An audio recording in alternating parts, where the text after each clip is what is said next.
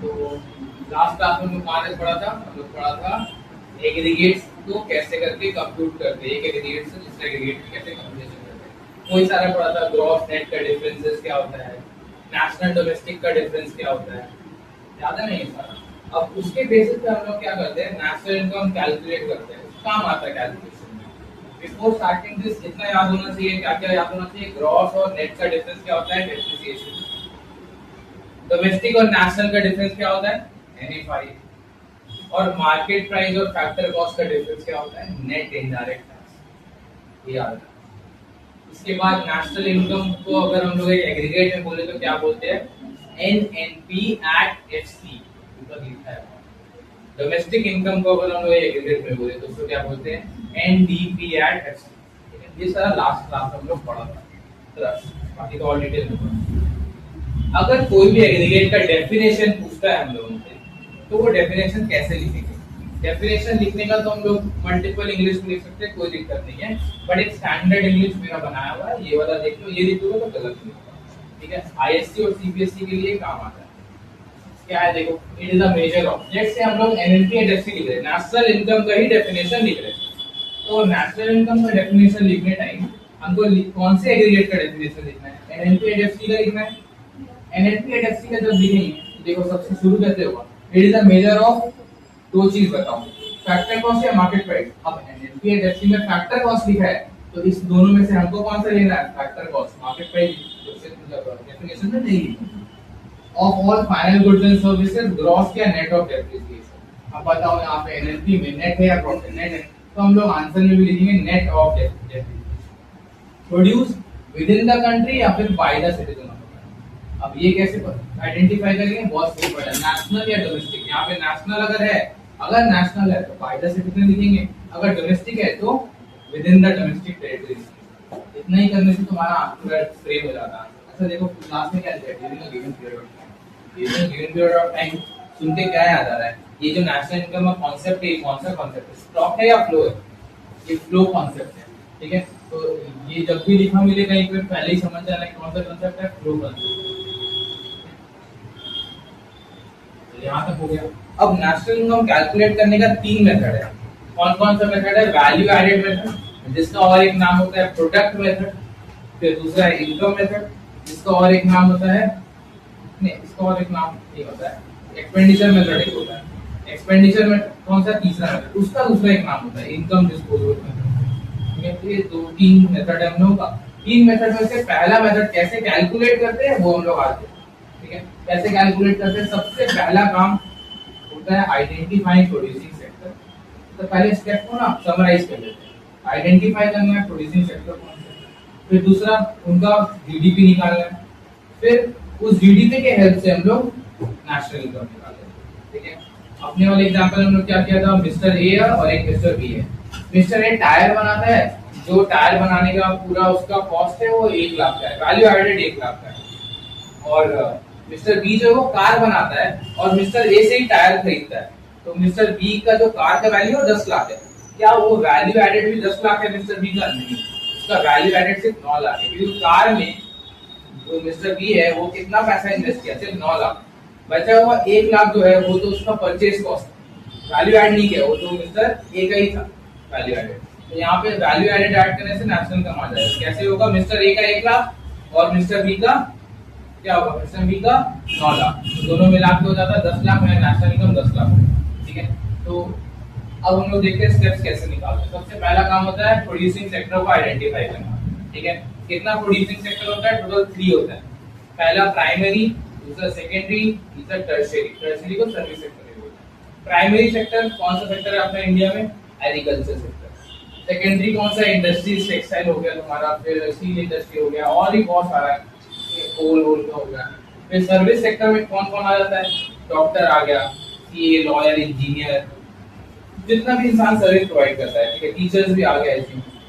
Teachers को किसमें लोगे, एग्रीकल्चर इंडस्ट्री में नहीं, टीचर भी सर्विस सेक्टर में। तो ये तीनों सेक्टर को पहले आइडेंटिफाई करना है, फिर इन तीनों सेक्टर का क्या निकालना है, gross domestic product at market price, या फिर हम बोल सकते हैं ग्रॉस वैल्यू एडेड निकालना। ग्रॉस वैल्यू एडेड कैसे निकलता है, तो ग्रॉस वैल्यू एडेड निकालने के लिए हम लोग माइनस करते हैं वैल्यू ऑफ आउटपुट पहले उसको लेंगे फिर माइनस करेंगे intermediate consumption. Value of output, अच्छा अपने वाले एग्जांपल में वैल्यू ऑफ आउटपुट कैसे दिया था, मिस्टर बी का वैल्यू ऑफ आउटपुट कितना था 10 लाख, 10 लाख का कार बनाया वो, लेकिन माइनस करो intermediate consumption, intermediate consumption tyre था उसका, तो टायर तो 1 लाख का था, तो 10 लाख माइनस 1 लाख 9 लाख जो है हमारा वो क्या हो जाता है value added of mister B. तो वैसे ही हम लोग को वैल्यू एडेड निकालना होगा, पहले प्राइमरी सेक्टर का निकालना होगा, कैसे निकलेगा एक फॉर्मूला यूज करके, फिर सेकेंडरी का निकालना होगा same value added minus intermediate consumption करके, फिर टर्शियरी का निकालना होगा, यानी सर्विस।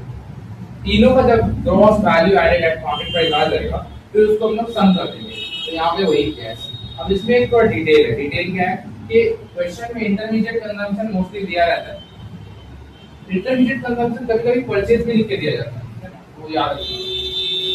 वैल्यू आउटपुट के लिए ना क्वेश्चन बहुत सारा मतलब अलग-अलग फार्मूला का ज्यादा यूज करता है, मतलब डिटेल थोड़ा देता है ज्यादा। तो एक बात बताओ हमको, वैल्यू ऑफ आउटपुट का मतलब क्या हो रहा है यहाँ पे, मेरा प्रोडक्शन का क्या वैल्यू है बेसिकली, है ना। तो अगर हम लोग, अच्छा एक फॉर्मूला सबको याद है क्या, ओपनिंग प्लस प्रोडक्शन हमेशा बराबर होता है सेल्स प्लस क्लोजिंग का। ये बिल्कुल वो ट्रायल बैलेंस वाला ही चीज है, हमेशा ट्रायल बैलेंस बोल रहा है, ट्रेडिंग अकाउंट वाला चीज है, हमेशा ट्रेडिंग अकाउंट का दोनों साइड बैलेंस हो जाता है। कॉस्ट में अगर देखें कॉस्ट वाइज प्रॉफिट हटा के बात करें तो सेल्स का जो फिगर होगा यहाँ पे रहता है, क्लोजिंग स्टॉक यहाँ रहता है, ओपनिंग इधर रहता है और परचेज यहाँ रहता है। फिलहाल के हम प्रोडक्शन प्रोडक्शन समझने में आसानी को, तो अगर हमको प्रोडक्शन निकालना है तो हमको क्या करना होगा, सेल्स लेना होगा, उसमें क्लोजिंग स्टॉक ऐड करना होगा और माइनस करना होगा ओपनिंग स्टॉक। जैसे ये काम करेंगे मेरे पास प्रोडक्शन ऑटोमेटिकली आ जाएगा। तो वही चीज ये फॉर्मूला में भी है, अगर हमको प्रोडक्शन चाहिए तो हमको क्या करना होगा, सेल्स प्लस क्लोजिंग स्टॉक और ये ओपनिंग इधर लेकर आ जाओ तो माइनस ओपनिंग, ये करने से मेरा प्रोडक्शन आ जाएगा। अब देखो वही काम यहाँ से है, sales minus opening plus closing, वही तो लिया है sales minus opening plus closing, तो कोई प्रॉब्लम नहीं होगा, इससे मेरा आंसर आ जाएगा। क्या आंसर आएगा, वैल्यू ऑफ आउटपुट आ जाएगा। अच्छा कभी कभी क्वेश्चन में ना ऐसे करके नहीं दिया रहेगा, सेल्स दिया रहेगा, चेंज इन स्टॉक दिया रहेगा। चेंज इन स्टॉक क्या है, कुछ नहीं है, यही तो है ओपनिंग और क्लोजिंग का नेट को बोलते हैं चेंज इन स्टॉक। जैसे एनआईटी में देखे, जैसे एनएफआई में देखे, बिल्कुल वही है, मतलब ये कोई कॉन्सेप्ट नहीं है, मैथमेटिकल चीज है, ठीक है, जो लोग अभी क्लास में देख चुके कैसे होता है। अच्छा इससे एग्जांपल भी ले ही लेते, जिससे तुम लोग और इजी समझ आता है। हम लोग किस चीज का एग्जांपल ले रहे थे, कंजम्पशन का ले लेते हैं। जैसे एक फंक्शन हो रहा है, वहां पे तुम्हारा ओपनिंग है, ओपनिंग मान लो प्राइस लग रहा है 4K, ओपनिंग तो मेरा पड़ा हुआ है राइट, ठीक है, बहुत कोई आया, ठीक है,